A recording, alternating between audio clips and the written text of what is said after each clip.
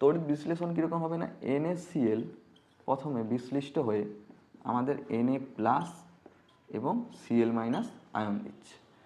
এবার কি হচ্ছে না, আমরা দেখব কি অ্যানোড বিক্রিয়া।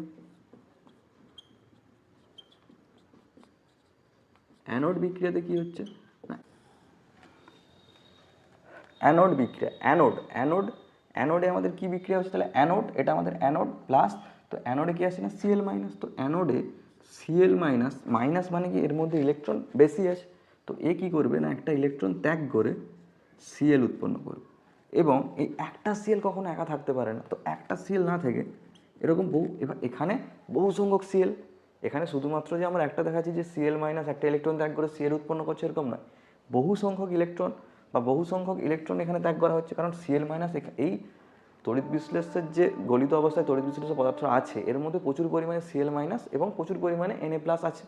তো এরকম আরেক দুটো Cl- পরস্পর আর কী করবে না Cl উৎপন্ন করলো, এরপর দুটো Cl পরস্পর বিক্রিয়া করে Cl2 অর্থাৎ ক্লোরিন গ্যাস উৎপন্ন করলো।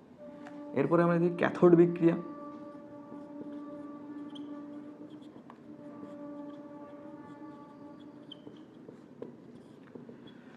ক্যাথোডের ক্ষেত্রে কি হচ্ছে না, ক্যাথোডে Na+